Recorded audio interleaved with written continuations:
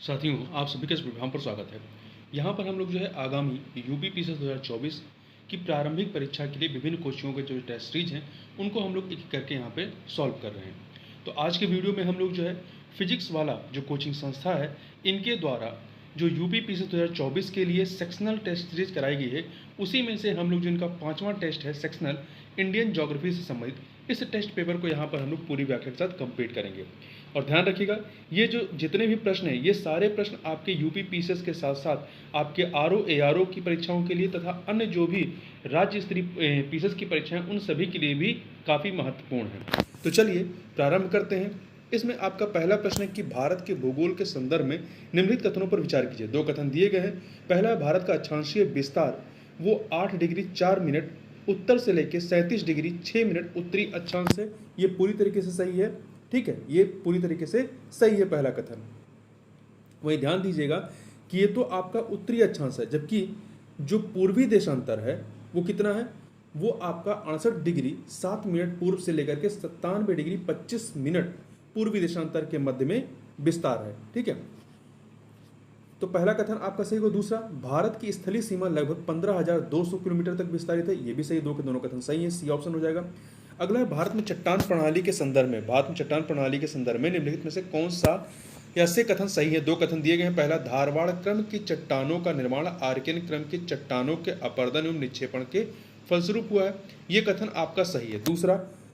दूसरा, गोंडवाना अनुक्रम में सर्वाधिक बिटुमिनस कोयला प्राप्त होता है, ये भी सही, दोनों कथन सही है, सी ऑप्शन यहाँ पर हो जाएगा। देखिए, आर्कियन चट्टानें पृथ्वी पर सबसे प्राचीन चट्टानें हैं, पृथ्वी के तरल पदार्थ के जमने से निर्मित चट्टानें हैं। ये चट्टानों को दो भागों में विभाजित किया गया है, आर्कियन अनुक्रम और धारवाड़ अनुक्रम।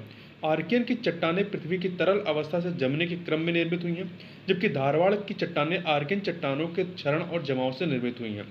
धारवाड़ की चट्टानों में जीवाश्मों का अभाव है और इनमें ग्रेनाइट, नीश, स्लेट, फ्लेस्पर, क्वार्टजाइट, अभ्रक, सिस्ट, फाइलाइट आदि के भंडार हैं। वहीं गोंडवाना की बात करें, गोंडवाना मतलब भारत के कुल कोयला भंडार का लगभग 98% जो है वो गोंडवाना काल का है और इस कोयले का निर्माण जो है लगभग 250 मिलियन वर्ष पूर्व हुआ था। गोंडवाना कोयले की खदानें दामोदर, महानदी, गोदावरी, सोन और नर्मदा नदी घाटियों के क्षेत्र में स्थित हैं। अगला प्रश्न है आपका कि निम्नलिखित में से कौन सी पर्वत श्रृंखला ट्रांस हिमालय में अवस्थित है। ट्रांस हिमालय में देखिए, हिमालय को जो है आप 4 भागों में बांट सकते हैं, ठीक है। सबसे उत्तर में ट्रांस है, फिर आपका बृहद हिमालय है, फिर आपका मध्य हिमालय है, मध्य हिमालय कह सकते हैं या लघु हिमालय कह सकते हैं, फिर आपकी शिवालिक है, ठीक है। तो ये 4 भागों में है। तो पूछा गया है कि कौन सी पर्वत श्रृंखला ट्रांस हिमालय, मतलब ये जो सबसे उत्तर वाला है इसमें स्थित है। देखिए, ट्रांस हिमालय में आपका काराकोरम, लद्दाख और जास्कर 3 है। काराकोरम, लद्दाख और जास्कर जो पर्वतमाला है वो आपकी ट्रांस हिमालय में स्थित है। तो यहाँ पर आपका ए ऑप्शन जो है वो सही हो जाएगा, ठीक है, काराकोरम और लद्दाख, ठीक है, और जास्कर। जबकि जो पीर पंजाल है, पीर पंजाल जो है वो आपका मध्य हिमालय कह सकते हैं या लघु हिमालय का भाग है। आपका मध्य हिमालय या लघु हिमालय कहें तो उसमें माउंट एवरेस्ट, कंचनजंगा, धौलागिरी, अन्नपूर्णा, मकालू, त्रिशूल, बद्रीनाथ, नीलकंठ, केदारनाथ इत्यादि ऊंची चोटियां मध्य हिमालय में स्थित हैं। अगला प्रश्न है आपका कि निम्नलिखित में से कौन सी पर्वत श्रृंखला हिमालय पर्वत श्रृंखला में स्थित है। कौन सी पर्वत श्रृंखला हिमालय पर्वत श्रृंखला में स्थित है। तो इसमें से देखिए, नामचा बरवा, पलानी, मिश्मी, डोडा बेटा।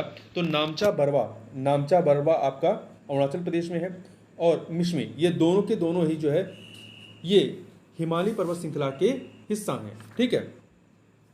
जबकि पलानी तमिलनाडु में, डोडा बेटा जो है ये आपका नीलगिरी पर्वत की चोटी है, ठीक है, या कह सकते हैं नीलगिरी पर्वत की सबसे ऊंची चोटी है। तो यहाँ पर पहला और तीसरा मतलब आपका सी ऑप्शन सही हो जाएगा। अगला है, 2 सूचियाँ दी गई हैं, पहाड़ी या पर्वत और किस राज्य से संबंधित है। गुरु शिखर जो है, गुरु शिखर राजस्थान में है 4 से, कोडाइकनाल ये तमिलनाडु, नोकरेक मेघालय, तो 2 से, धूपगढ़ मध्य प्रदेश 1 से। तो 4 3 2 1 बी ऑप्शन हो जाएगा। अगला है, निम्नलिखित युग्मों में से कौन सा सुमेलित नहीं है। देखिए, बनिहाल दर्रा जम्मू और कश्मीर में है, ठीक है, बनिहाल दर्रा जो है जम्मू कश्मीर में है, पालघाट दर्रा केरल में है, बोमडिला बोमडिला, यांग्याप, दीफू ये अरुणाचल प्रदेश में, सिक्किम में नहीं है। ठीक है, तो यहाँ पे सी वाला विकल्प सही नहीं, शिवकिला हिमाचल प्रदेश में है। कार्बी ओंगलांग, कार्बी ओंगलोंग पठार को स्थानीय रूप से निम्नलिखित में से किस नाम से जाना जाता है? तो इसे मेघालय पठार के नाम से जाना जाता है। देखिए, प्रायद्वीपीय पठार का एक भाग जो है, प्रायद्वीपीय पठार का एक भाग उत्तर पूर्व में अवस्थित है, जिसे स्थानीय रूप से मेघालय पठार, कार्बी आंगलोंग पठार और उत्तरी कछार पहाड़ियों के नाम से भी जाना जाता है। उत्पत्ति एवं संरचना की दृष्टि से मेघालय का पठार प्रायद्वीपीय पठार, जो छोटा नागपुर का पठार है, का ही एक पूर्वी विस्तृत भाग है, जो राजमहल गारो गैप तथा मालदा गैप के द्वारा पृथक हुआ है। आगे चलते हैं। अगला प्रश्न है कि निम्नलिखित से अंडमान द्वीप समूह की उत्पत्ति किस पर्वत श्रृंखला के विस्तार से हुई है? तो ये अराकान योमा पर्वत श्रृंखला के विस्तार से हुई है। ठीक है, देखिए, अराकान योमा म्यांमार में स्थित हिमालय का विस्तार है। अराकान पर्वत को राखीन पर्वत के नाम से भी जाना जाता है। निम्नलिखित में से कौन सी झील फुमदी या फुमडी से संबंधित है? तो लोकटक झील मणिपुर की। अगला है आपका, निम्नलिखित युगों में से कौन सा सुमेलित नहीं है? भोटिया जनजाति उत्तर प्रदेश और आपका उत्तराखंड में है। ठीक है, उत्तराखंड के पर्वतीय इलाकों में और आपका उत्तर प्रदेश के तराई इलाकों में। लिम्बू सिक्किम में। चेचू आपका मेघालय में रहने वाली जनजाति नहीं है। ठीक है, चेचू आपकी कहाँ की है? चेचू जो है आपकी आंध्र प्रदेश, उड़ीसा, कर्नाटक एवं तेलंगाना राज्य से संबंधित, आंध्र प्रदेश, उड़ीसा, कर्नाटक, तेलंगाना राज्य से संबंधित अर्धखानाबदोश प्रजाति है। टोडा तमिलनाडु की है। अनुलोम प्रतिलोम विवाह की प्रथा निम्नलिखित में से किस जनजाति में प्रचलित है? तो ये बुक्सा जनजाति में। किस जनजाति में? बुक्सा जनजाति में प्रचलित है। बुक्सा जनजाति मुख्य रूप से उत्तराखंड के नैनीताल, पौड़ी और गढ़वाल जिलों तथा उत्तर प्रदेश के कुछ हिस्सों में रहती है। ठीक है, आगे चलते हैं। कथन कांड का प्रश्न है। कथन है कि गंगा नदी पूर्वाभिमुख अपवाह, मतलब ईस्टवर्ड ड्रेनेज का उदाहरण है। सही है। कारण, गंगा नदी पूर्व की ओर प्रवाहित होती है, बंगाल खाड़ी में गिर जाती। कथन कांड दोनों सही और व्याख्या ब्यूरो, इसलिए ए ऑप्शन हो जाएगा। अगला प्रश्न, निम्नलिखित में से कौन ब्रह्मपुत्र की सहायक नदियां हैं? सुबनसिरी, धनसिरी, तीस्ता, ये तीन के तीनों जो है आपकी ब्रह्मपुत्र की सहायक नदियां 1, 2, 3।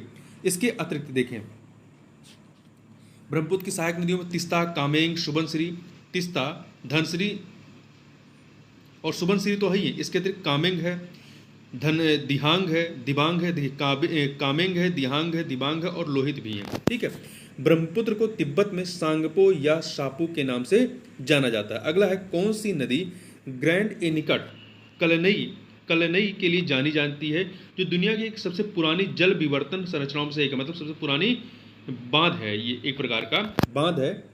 तो ये आपका किस पे है? कावेरी नदी पर, तमिलनाडु में कावेरी नदी पर है। और ये कलनई बांध दुनिया का चौथा सबसे प्राचीन बांध है। इसका निर्माण चोल राजवंश के राजा करिकल चोल के द्वारा करवाया गया था। अगला है, निम्नलिखित में से कौन सी नदी आयतन की दृष्टि से सबसे बड़ा जलप्रपात बनाती है? तो ये आपका कावेरी नदी बनाती है। कावेरी पे कौन सा जलप्रपात है? शिव समुद्रम जलप्रपात, जो कि आयतन की दृष्टि से भारत का सबसे बड़ा जलप्रपात है। काराकोरम क्षेत्र में निम्नलिखित में से किस नदी को मृत्यु की नदी के रूप में जाना जाता है? तो शोक नदी को। किस नदी को? शोक नदी को मृत्यु की नदी के रूप में जाना जाता है। शोक नदी का उद्गम रीमो ग्लेशियर से होता है। किससे होता है? रीमो ग्लेशियर से होता है। और शोक नदी सिंधु नदी की एक सहायक नदी है। निम्नलिखित में से कौन सा युग में सुमेलित नहीं है? जोग जलप्रपात शरावती नदी कर्नाटक में।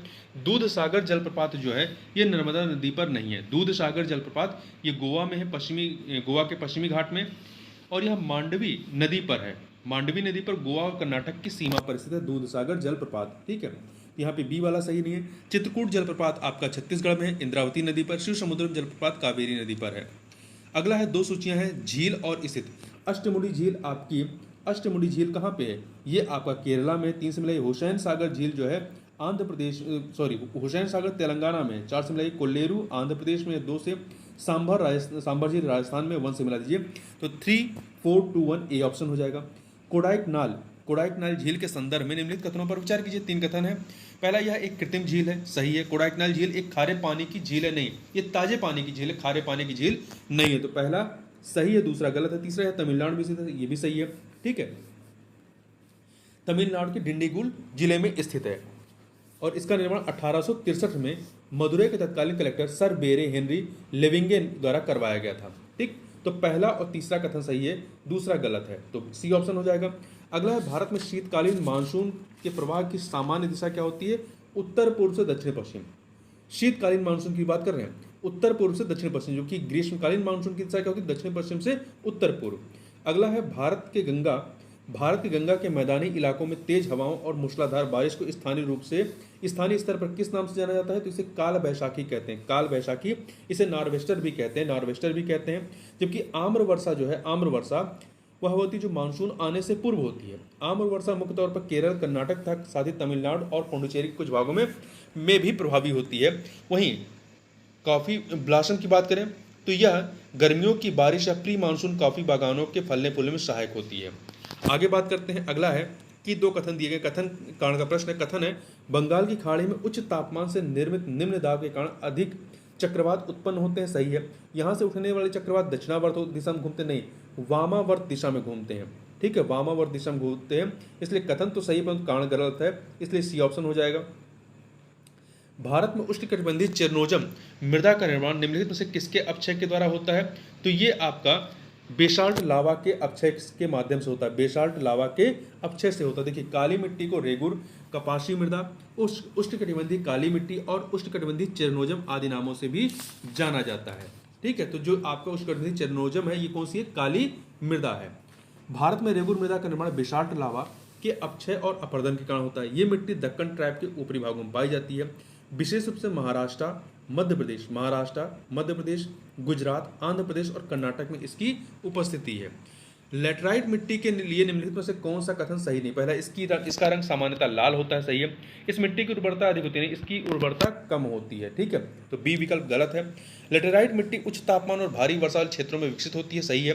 टेपियोका और काजू इन मिट्टी में अच्छी तरह होते हैं, ये भी सही है। देखिए, इनका लाल रंग जो होता है, इसमें आयरन की अधिक मात्रा, लोहे की अधिक मात्रा की वजह से होती है। अगला है, वर्षा की बूंदों के मिट्टी पर प्रभाव से मिट्टी के कणों का अलग हो जाना कहलाता है स्पैलस अपरदन। क्या कहलाता है? स्पैलस अपरदन, या इसे वर्षा जल अपरदन कहते हैं।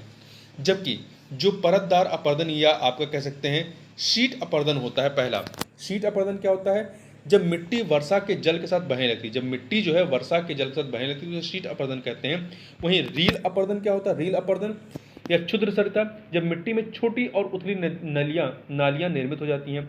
वहीं आपका गली अपरदन क्या होता है? बड़ी अवनालिका अपरदन, जब अपरदन नालिका बड़ी और चौड़ी हो जाती है। आगे चलते हैं, अगला प्रश्न है कि निम्नलिखित में से कौन सा युग में सही सुमेलित नहीं है? सुंदरी जो आपके पेड़ पे आ जाते हैं, ये आपके सुंदरवन जो कि पश्चिम बंगाल और बांग्लादेश में विस्तारित है, यहाँ पर होता है, हिमाचल प्रदेश में नहीं। तो यहाँ पर ए विकल्प जो है वो गलत है। शिनकोना असम में, सागौन मध्य प्रदेश, महोगनी केरल में। भारत में शुद्ध बोए गए क्षेत्र के लगभग कितने प्रतिशत भाग पर सिंचाई सुविधा उपलब्ध है? 52% भाग, 52% भाग पर। निम्नलिखित में से कौन सी परियोजना संयुक्त राज्य अमेरिका की टेनेसी वैली परियोजना के आधार पर डिजाइन की गई है? तो यह दामोदर नदी परियोजना है। दामोदर नदी जो है ये हुगली की सहायक नदी है। दामोदर घाटी निगम की स्थापना 1948 में हुई थी। अगला है, दो सूचियां हैं नदियां और उस पर स्थित बांध। बेतवा नदी पर कौन सा है? माता टीला बांध है, तो 4 से मिलाइए। ताप्ती नदी पर जो है उकाई बांध है, ताप्ती पर उकाई बांध है, 3 से मिलाइए। कृष्णा पर अलमाटी बांध है, तो इसे आप 2 से मिला दीजिए। और चिनाब पे दुल्हस्ती है, तो 1 से मिला दीजिए। तो 4, 3, 2, 1 आपका ए ऑप्शन यहाँ पर सही हो जाएगा। अगला प्रश्न है कि मालपुझा, सोनभद्र और चेरुथोनी जैसे प्रसिद्ध स्थानों में क्या समानता है? ये जलाशय हैं। ये तीन के तीनों क्या है? जलाशय हैं। मालपुझा बांध मालपुझा नदी पर, मालमपुझा नदी पर है। ठीक है, केरल के पलक्कड़ जिले में। वहीं रिहंद बांध जो है ये आपका उत्तर प्रदेश के सोनभद्र में है।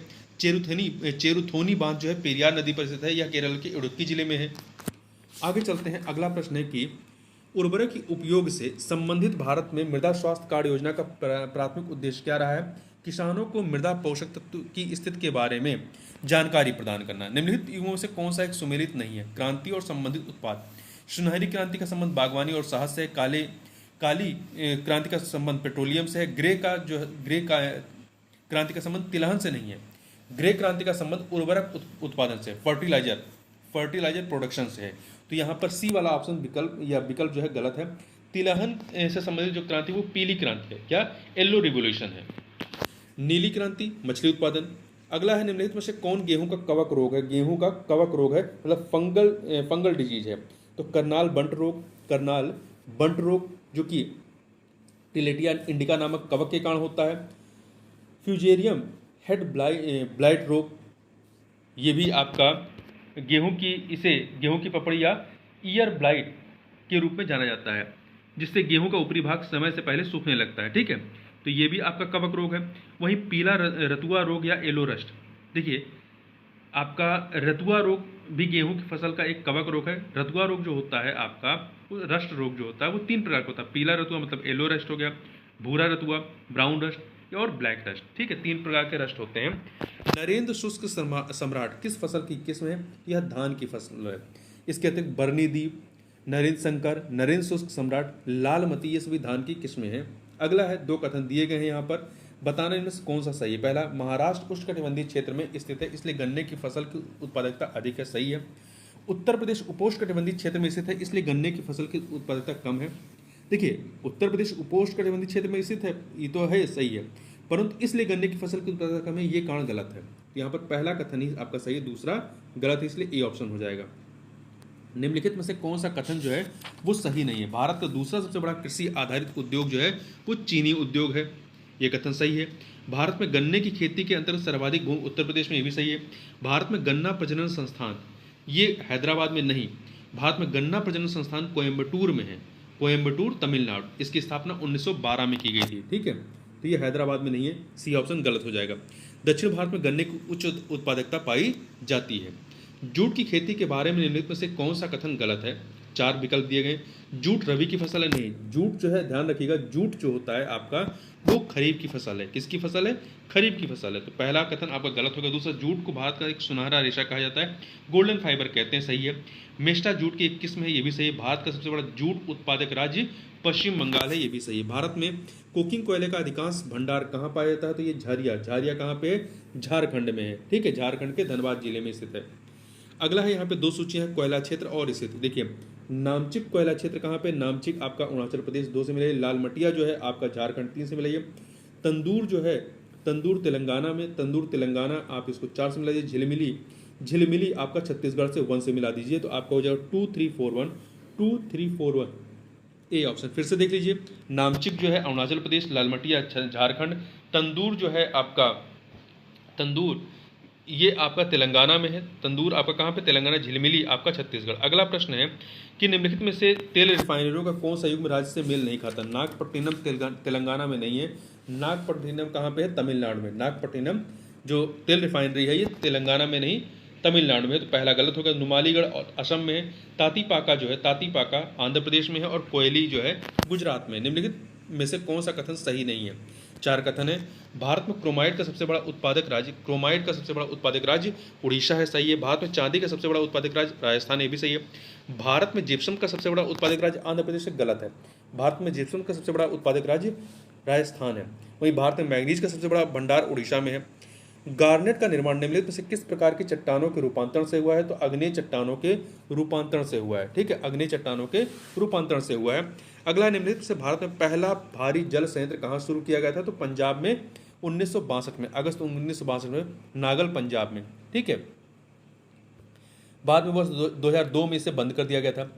देखिए, दूसरा जो खुला था वो गुजरात के बड़ौदा में 1977 में, तीसरा तमिलनाडु के तुतिकारिन में 1978 में, और फिर आपका उड़ीसा के तालचेर में, नहीं, गुजरात के बाद जो है आपका उड़ीसा के तालचेर में खुलता है मार्च 1978, फिर उसके बाद तमिलनाडु के तुतिकोरिन में जुलाई 1978 में खुलता है। तो इस प्रकार से आपके जो भारी जल संयंत्र हैं कहाँ कहाँ पे है? तमिलनाडु में भी है, तमिलनाडु में है, गुजरात में है, ठीक, उड़ीसा में है। अगला प्रश्न है, निम्नलिखित में से कौन सा सुमेलित नहीं है? थर्मल पावर प्लांट और राज्य। देखिए, झानोर गांधार गुजरात में है, दादरी उत्तर प्रदेश में, रामागुंडम उत्तर आंध्र प्रदेश में नहीं तेलंगाना में है। रामागुंडम जो थर्मल पावर प्लांट है ये कहाँ पे? तेलंगाना में। सीपत कहाँ है? ये छत्तीसगढ़ में है। अगला प्रश्न है कि निम्नलिखित में से कौन सा कथन सही नहीं है? स्टेनलेस स्टील बनाने में आमतौर पर क्रोमियम और निकल का उपयोग किया जाता है, सही है। दूसरा, राउरकेला स्टील प्लांट भारत के उड़ीसा राज्य के राउरकेला में एक सार्वजनिक निजी भागीदारी मॉडल वाला इस्पात संयंत्र नहीं, ये सार्वजनिक क्षेत्र का है, अकेले सार्वजनिक क्षेत्र का, इसमें निजी भागीदारी नहीं है। यहाँ पे पहला कथन जो है वो गलत हो जाएगा, सॉरी पहला सही दूसरा गलत हो जाएगा। तीसरा सी विकल्प जो है आपका, पश्चिम बंगाल में दुर्गापुर स्टील प्लांट की स्थापना ब्रिटेन के सहयोग से हुई थी, ये कथन आपका सही है। भिलाई इस्पात संयंत्र को लौह अयस्क की आपूर्ति दिल्ली राजहारा लौह अयस्क भंडार द्वारा की जाती है। दिल्ली राजहारा लौह अयस्क भंडार कहाँ पे? छत्तीसगढ़ में। तो ये भी सही है। अगला है अंटार्कटिका में तीसरे भारतीय अनुसंधान स्टेशन भारती, इसका नाम क्या रहा है? भारती की आधारशिला किस वर्ष रखी गई? 2012 में रखी गई। जबकि पहला जो रखा गया था वो दक्षिण गंगोत्री के नाम से 1983-84 में, और दूसरा जो था वो मैत्री के नाम से 1988-89 में रखा गया था, और तीसरा भारती 2012 में। अगला है यहाँ पर, यह है अंटार्कटिका के, ठीक है, आर्कटिक के नहीं, अंटार्कटिका के हैं ये, ध्यान रखिए। अगला है यहाँ पे, निम्नलिखित में से कौन सा युग्म सही सुमेलित नहीं है? केंद्रीय उपोष्णीय बागवानी अनुसंधान संस्थान या सेंट्रल सब tropical horticulture research institute Lucknow में है। राष्ट्रीय जैविक कृषि केंद्र national centre for organic farming Ghaziabad में है, उत्तर प्रदेश में, सही है। केंद्रीय शुष्क भूमि कृषि अनुसंधान संस्थान हैदराबाद, सही है। Central dry land agriculture research institute. भारतीय चावल अनुसंधान संस्थान Indian institute of rice research, ये कहाँ पर है? तो ये आपका उड़ीसा के कटक में नहीं है, उड़ीसा के कटक में नहीं है, ये है कहाँ पे? तो ये आपका हैदराबाद के तेलंगाना में। ध्यान रखिएगा, एक चीज यहाँ पे कंफ्यूजन मत करिएगा। केंद्रीय चावल अनुसंधान संस्थान, यदि ये होता कि केंद्रीय चावल सेंट्रल राइस रिसर्च इंस्टीट्यूट, वो कहाँ पर है? वो कटक में है, उड़ीसा के कटक में है, जिसकी स्थापना 23 अप्रैल 1946 को हुई थी। जबकि और इसे वर्तमान में जो केंद्रीय चावल अनुसंधान संस्थान है, इसे वर्तमान में राष्ट्रीय चावल अनुसंधान संस्थान नेशनल राइस रिसर्च इंस्टीट्यूट कहते हैं। जबकि प्रश्न में क्या पूछा गया है? भारतीय चावल, जो उड़ीसा कटक में कौन सा है? वो राष्ट्रीय चावल अनुसंधान संस्थान है। जबकि प्रश्न पूछा गया है भारतीय चावल अनुसंधान संस्थान, ये आपका कहाँ पर है? ये आपका वर्तमान में तेलंगाना के हैदराबाद में है। अगला प्रश्न है कि भारतीय राज्यों के संदर्भ में राष्ट्रीय राजमार्गों की लंबाई का सही अवरोही क्रम बड़े से छोटा क्या है? सबसे अधिक महाराष्ट्र, फिर उत्तर प्रदेश, फिर राजस्थान, फिर मध्य प्रदेश है। अगला है भारत के समुद्री बंदरगाहों के संदर्भ में निम्नलिखित में से कौन सा सही नहीं है? चेन्नई भारत का अंतर्देशीय समुद्री बंदरगाह नहीं, ये खुला समुद्री बंदरगाह है, ठीक है। तो ये कृत्रिम बंदरगाह तो है, चेन्नई अंतर्देशीय समुद्री बंदरगाह नहीं, यह भारत का सबसे बड़ा कृत्रिम बंदरगाह है, तटीय बंदरगाह है, ठीक है। और ये खुला समुद्री बंदरगाह है। खुला समुद्री बंदरगाह वह होता है जहां जहाज तट से दूर खुले समुद्र में लंगर डालते हैं, ठीक है। भारत में इस प्रकार का बंदरगाह चेन्नई है, जहां तट से दूर समानांतर घाटियों का निर्माण किया जाता है। अंतर्देशीय जलमार्ग बंदरगाह में आपका हल्दिया पोर्ट है, हुगली नदी पर स्थित है, कोलकाता पोर्ट का हिस्सा, वाराणसी पोर्ट गंगा नदी पर स्थित है और भारत की सबसे पुरानी नगरी में। तो यहाँ पर आपका जो पहला कथन है वो सही नहीं है। अन्य कथन, हल्दिया बंदरगाह बाहरी बंदरगाह का एक विशिष्ट उदाहरण है, सही है। मुंबई भारत का सबसे बड़ा बंदरगाह, सही है। विशाखापत्तनम भारत का सबसे गहरा समुद्री बंदरगाह, ये भी सही है। निम्नलिखित में से कौन सा कथन सही नहीं है? भारत के प्रमुख बंदरगाहों में यातायात प्रबंधन में कांडला बंदरगाह का योगदान सबसे अधिक है, ये कथन सही है। दूसरा, मोरमुगांव बंदरगाह गोवा राज्य में जुआरी नदी के मुहाने पर स्थित है, सही है। काकीनाडा एक एंकरेज और गहरे पानी का बंदरगाह है, ये भी आपका सही है। मुंबई भारत का सबसे पुराना प्रमुख बंदरगाह नहीं, ये दूसरे नंबर का है। सबसे पुराना कौन सा? कोलकाता है। कोलकाता के बाद मुंबई दूसरा सबसे पुराना प्रमुख बंदरगाह, तो यहाँ पे डी वाला विकल्प सही नहीं है। अगला है, वर्ष 1971 में भारतीय कृषि अनुसंधान संस्थान पूषा द्वारा निम्नलिखित में से आम की किस संकर प्रजाति का विकास किया गया था? आम्रपाली का। आम्रपाली का विकास जो है ये दशहरी और नीलम के क्रॉस के माध्यम से किया गया था। ध्यान रखिएगा कि आम की बीज रहित सीडलेस जो किस्म है वो कौन सी है? सिंधु जो है आम की एकमात्र बीज रहित, दुनिया की एकमात्र बीज रहित प्रजाति है, ठीक। अगला है, निम्नलिखित में से किस राज्य में जापान को निर्यात किया जाने वाला अनाज मंडुआ उगाया जाता है? तो ये आपका उत्तराखंड में उगाया जाता है। ये काफ़ी पोषक से युक्त होता है, आहारी पोषक तत्वों से भरपूर होता है, इसे गरीबों का भोजन कहा जाता है। मूंगफली की फसल में उपयोग होने वाली प्रक्रिया को निम्नलिखित में से किस नाम से जाना जाता है? तो इसे पेंगिंग कहते हैं। क्या कहते हैं? पेंगिंग, ठीक है। पेंगिंग की होता क्या? इसे परागकण निकलने के बाद फूल के अवशिष्ट भाग के आधार से एक खूंटी निकलकर जड़ की तरह नीचे की ओर मुड़ जाती है और जमीन के अंदर उग जाती है। मूंगफली की फसल को बड़ी मात्रा में जिप्सम की आवश्यकता होती है। अगला प्रश्न है, सूखा प्रभावित क्षेत्रों के लिए गेहूं की सबसे उपयुक्त किस्म कौन सी है? मैक्रोनी है। कौन सी है? मैक्रोनी है। मैक्रोनी गेहूं का वास्तविक नाम क्या है? ट्रिटिकम ड्यूरम है। अगला है, टेंशियोमीटर का उपयोग निम्नलिखित में से किसके लिए किया जाता है? तो इसका उपयोग कुशल सिंचाई के लिए किया जाता है।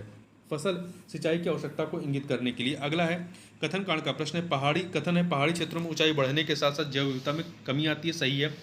कांड, ऊंचाई में वृद्धि से वर्षा के पैटर्न में बदलाव होता है और वायुदाब में वृद्धि होती है। देखिए, ऊंचाई में वृद्धि से वर्षा के पैटर्न में बदलाव तो होता है, परंतु वायुदाब में वृद्धि नहीं बल्कि कमी होती है। तो कथन यहाँ पर सही है, कांड आपका गलत है, इसलिए सी ऑप्शन हो जाएगा। अगला है जलोढ़ मिट्टी के संदर्भ में नीचे दिए गए कथनों में से असत्य कथन का चयन कीजिए।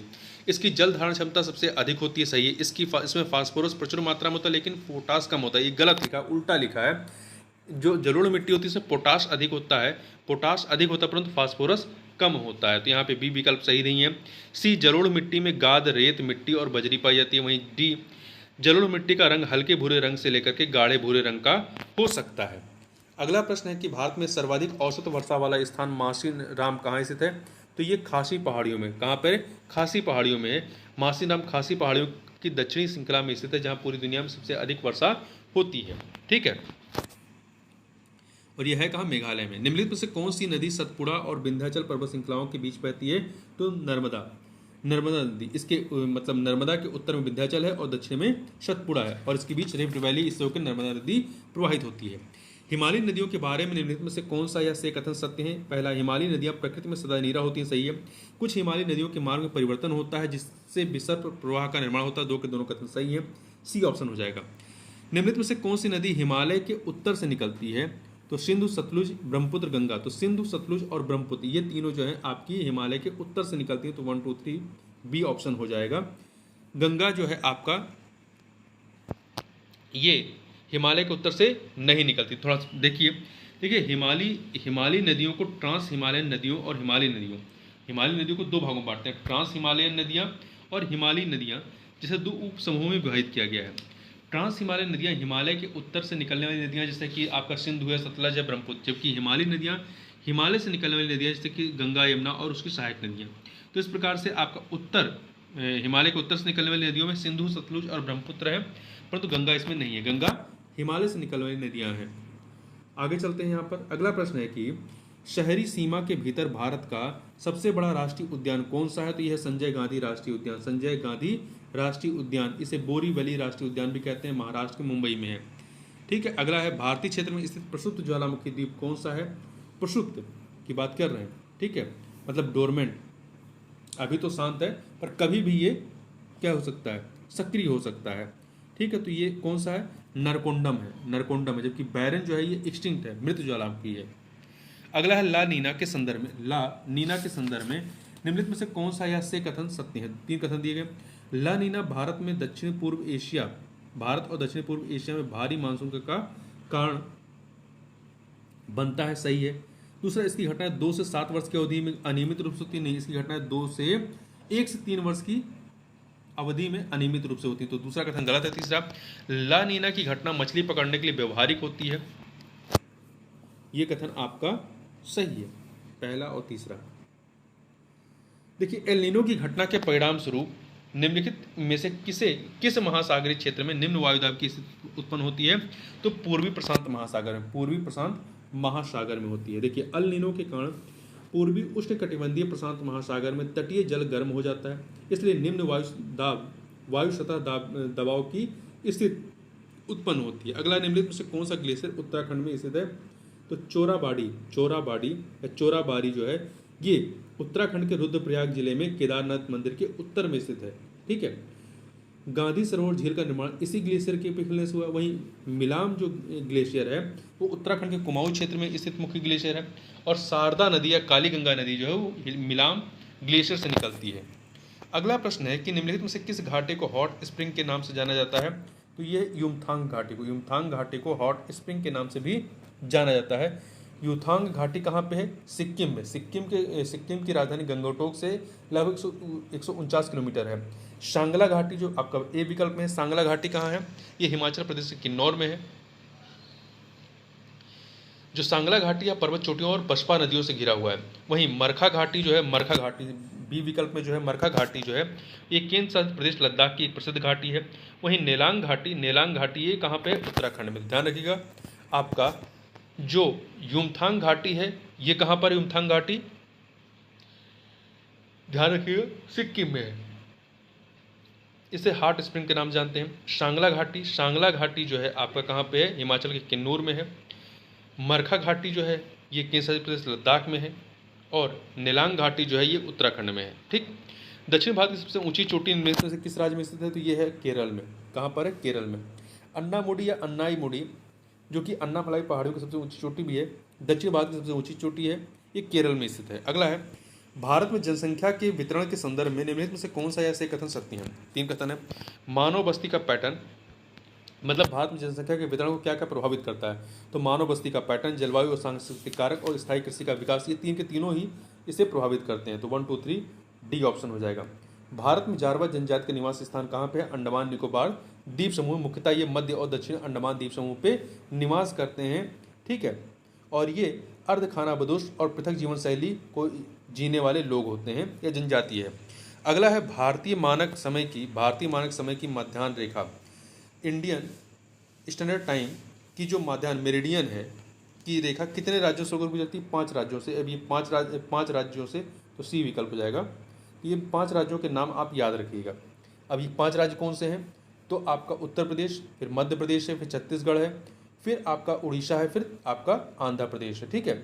भारतीय मानक समय जो है वो 82 डिग्री 30 मिनट पूर्वी देशांतर से लिया गया है। यह देशांतर रेखा उत्तर प्रदेश में प्रयागराज के पास झांसी जो है यहाँ से और मिर्ज़ापुर से होकर गुजरती है। अगला प्रश्न है कि निम्नलिखित में से कौन सा भारत का सबसे सुदूर पूर्व बिंदु है, तो ये है आपका किबुथु। कौन सा है, किबुथु है, जो कि अरुणाचल प्रदेश के अंजा जिले में स्थित है। और यह बिंदु लोहित घाटी के किनारे स्थित है। वहीं भारत के मुख्य भूमि का सबसे उत्तरी बिंदु की बात करें तो इंदिरा कोल है, जो कि लद्दाख के सियाचिन ग्लेशियर के पास है। भारत के सबसे दक्षिणी बिंदु इंदिरा पॉइंट, सबसे दक्षिणी बिंदु कौन सा है, इंदिरा पॉइंट, ये ग्रेट निकोबार या बड़ा निकोबार द्वीप पर है। और वहीं भारत की मुख्य भूमि का सबसे दक्षिणी बिंदु कौन सा है, कन्याकुमारी, तमिलनाडु। और भारत का सबसे पश्चिमी बिंदु कौन सा है, गुजरात का गुहार मोती है। अगला है, सतही क्षेत्रफल की दृष्टि से निम्नलिखित में से कौन सी भारत की सबसे बड़ी मीठे पानी की झील है, तो ये मीठे पानी की झील कौन सी है, कोल्लेरू। कोल्लेरू कहाँ है, आंध्र प्रदेश में है। ठीक है। वहीं आपका जल की मात्रा की दृष्टि से, ये सतह के क्षेत्रफल की दृष्टि से आपका कोल्लेरू था आंध्र प्रदेश में, जबकि जल की मात्रा की दृष्टि से भारत की सबसे बड़ी मीठे पानी की जो झील है वो है बुलर झील। ठीक है, बुलर झील है। रूपकुंड झील को रसमई झील के नाम से भी जानते हैं और यह उत्तराखंड में स्थित है।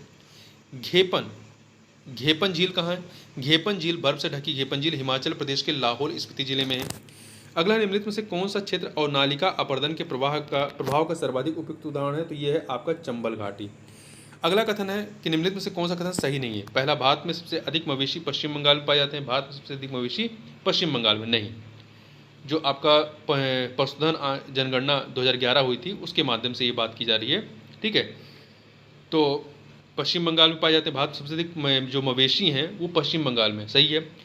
तेलंगाना में भेड़ों की संख्या सबसे अधिक है, तेलंगाना में भेड़ों की संख्या सबसे अधिक है, सही है। उत्तर प्रदेश में भैंसों की संख्या सर्वाधिक है।